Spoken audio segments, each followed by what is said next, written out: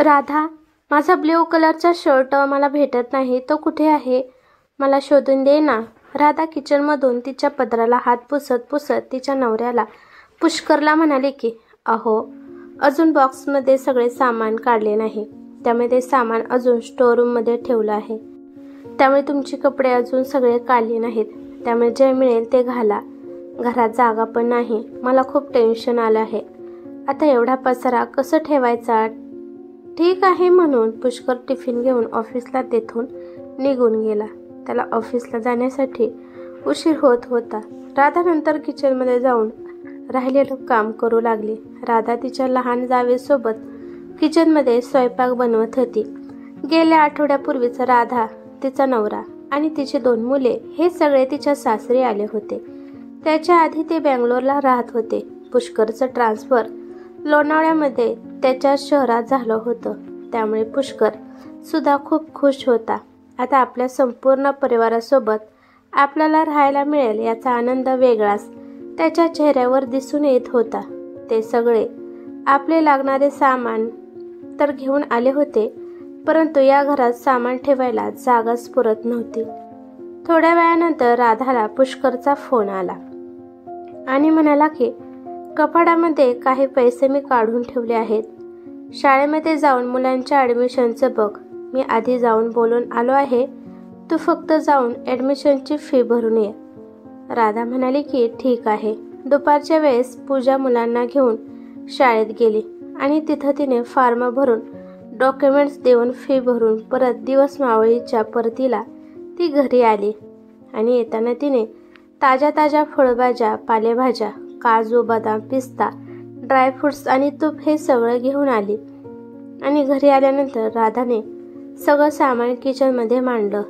तिची सासू जानकीताई गपचूप सगळं पाहत होत्या. त्यांनी राधाला आपल्यापाशी बोलवलं आणि म्हणाल्या की सुनबाई, तू काय काय सामान घेऊन आली आहेस?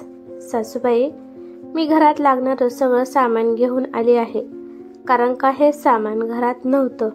आई, आज मी मुलांचं ॲडमिशन दुपारी केलं आणि फीसुद्धा भरून आली आहे आणि मी पण उद्या प्री प्रायमरी स्कूलसाठी एका ठिकाणी इंटरव्ह्यूसाठी जाणार आहे.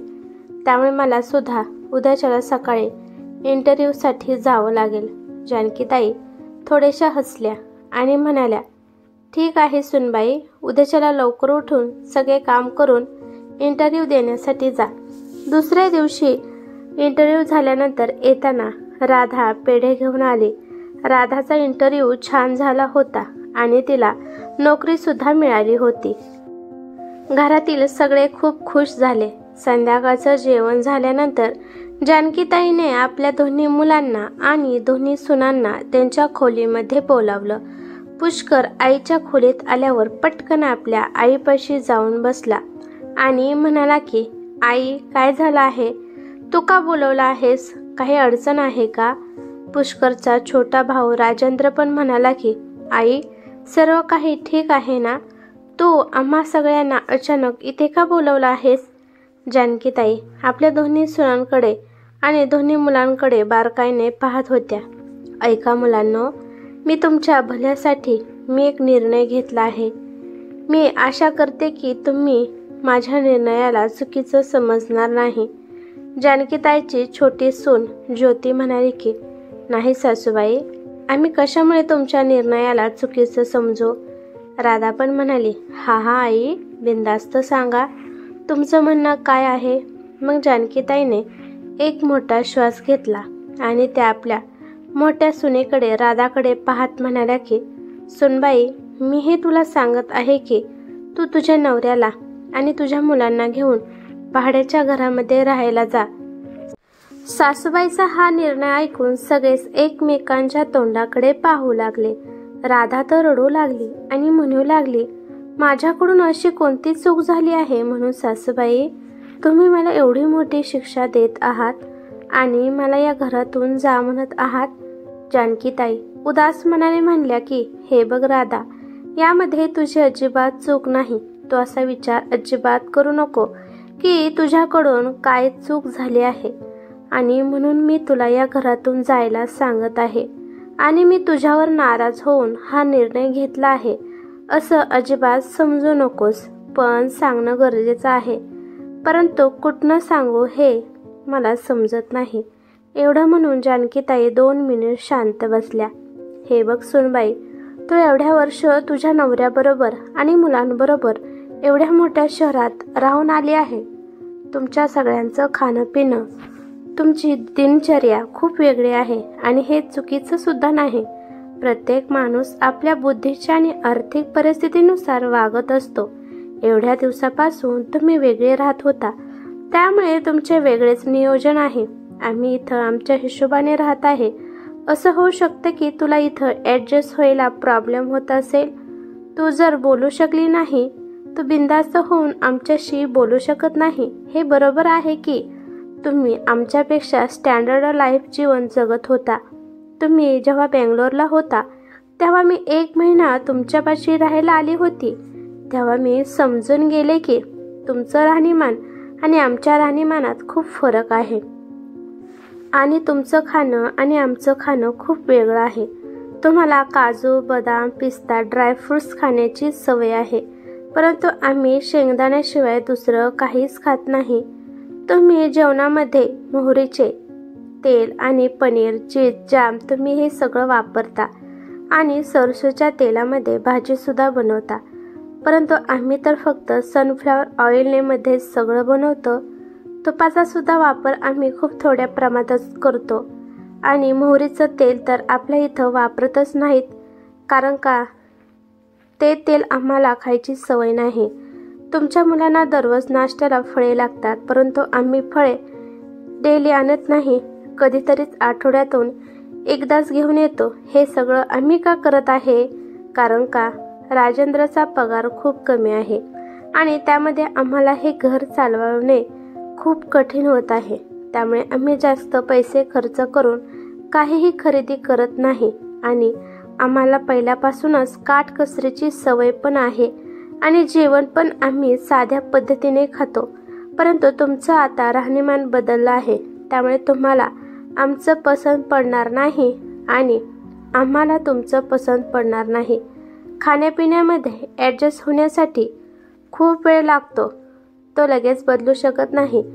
मी पुष्करला सुद्धा याबाबतीत बोलली आहे की दोघांनी पण अर्धा घराचा खर्च देऊन पण घर चालवणं कठीण होणार आहे.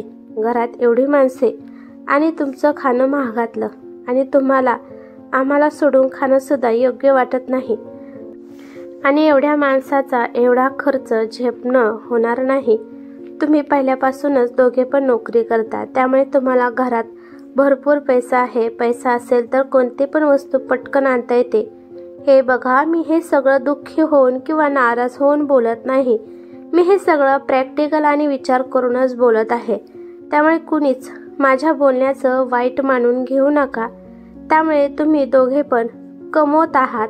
तुमच्या भविष्यासाठी तुम्ही हे सगळं करत आहात, परंतु तुम्ही इथे राहिला तर तुमचा सगळा भार घरातील वस्तूवर जाणार आहे. तुम्ही दोघं कष्टाचे पैसे कमवत आहात आणि ते पैसे तुमचं फक्त तुमच्या मुलांच्या शिक्षणासाठी आणि त्यांच्या खाण्यापिण्यासाठी घालवा.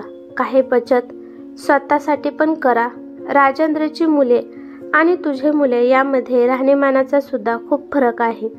तुमची मुले मॉलमध्ये ब्रँडेड कपडे घालतात, परंतु राजेंद्रची मुले इथल्या साध्या दुकानातून कपडे आणून घालतात आणि नंतर पुढे जाऊन जर या गोष्टीवर तुमच्या दोघा भावात किंवा तुमच्या दोघी जावांमध्ये मुलांमुळे भांडण होतील आणि विनाकारण भांड्याला भांडे लागेल. त्यामुळे हे योग्य आहे की तुम्ही दोघं एका भाड्याचं घर करून तिथे राहायला जावे. आधी पण तुम्ही दुसऱ्या घरात राहत होता, तरी पण आपण सुखादुःखात एकमेकांना साथ देत होतो. आता तर आपण एका शहरात राहून सुद्धा एकमेकांच्या जवळ राहू शकतो. आणि मोठ्या सुनबाई, तुझी मुले आता मोठी होऊ लागली आहेत. आता त्यांच्यासाठी सुद्धा वेगळी रूम पाहिजे आहे आणि आपल्याकडे रूमा खूप कमी आहेत. आधी तर तुम्ही दोघं किती लांब असून सुद्धा आमच्या मनाच्या जवळ होता, परंतु आता एवढ्या जवळ आहात म्हटल्यावर आमच्या मनाच्या किती जवळ असाल हे विचार करा. आपण प्रेमाने राहून विनाकारण कोणाच्याच मनात काही सुद्धा वैर नको. तुम्हाला जास्त ब्रँडेड वस्तू आणायची सवय आहे, पण त्या वस्तूमुळे आपल्या नात्यावर कोणताच परिणाम होऊन द्यायचा नाही. त्यामुळेच आता आपण प्रेमाने आहोत, आताच वेगळे होऊन राहू शकतो. मग सांगा सगळ्यांना माझा निर्णय सगळ्यांना पटला आहे का नाही? जानकीताईचं बोलणं ऐकल्यानंतर सगळेच विचारात पडले. सगळ्यांना सुद्धा जानकीताईचे विचार पटले होते. कारण का गोडीने राहण्यासाठी हातभर लांब राहिलेलं ठीक आहे. एकत्र राहिल्यामुळे घरात आर्थिक परिस्थिती उद्भवत असते, त्यामुळे सगळ्यांवर लोड पडणार आहे. पुष्करच्या मुलांना खाण्यासाठी खूप चांगले लागते आणि हे एकत्र परिवारात जमणार नाही. राधा पण आपल्या सासूबाईचा हात हातात घेत म्हणाली की सासूबाई, तुमचा निर्णय योग्यच होता, योग्यच आहे. तुमचे विचार पाहून मला खूप आनंद झाला. दुसऱ्या सासूने माझ्यासोबत विनाकारण भांडण करून घरात कलेश निर्माण केला असता, परंतु तुम्ही हे सगळं किती समजूतदारपणाने सगळं हँडल केलं. तुम्हाला कळाले की असे एकत्र राहिलेले घरात दरार निर्माण होत असते आणि ते तुम्ही आम्हाला सविस्तर सांगितले. हे आम्हाला पटले. तुम्ही मनात ठेवून काही सुद्धा बोलला नाही, सगळं बिनधास्त बोला आणि हेच आम्हाला पाहिजे होतं की तुम्ही आम्हाला समजून घ्यावं. तुम्ही कधीच मला एवढे का आणले, हे का केले म्हणून म्हणाला नाही. आम्ही जसं राहू त्यात तुम्ही खुश आहात, परंतु तुम्ही हे खूप समजूतदारपणाने बोलला.